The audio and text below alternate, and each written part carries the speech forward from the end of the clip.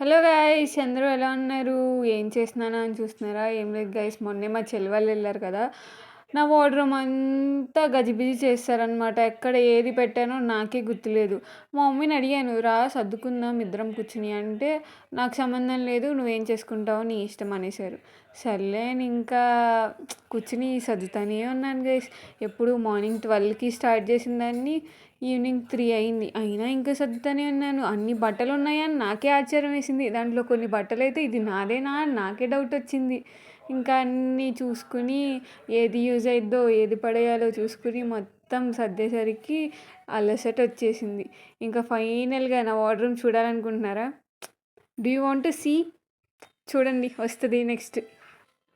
చూసారా ఎంత నీట్‌గా సర్దుకున్నానో గజిబిజిగా ఉన్నదాన్ని. సో, ప్లీజ్ సబ్స్క్రైబ్ చేయండి దానికోసమేనా బాయ్.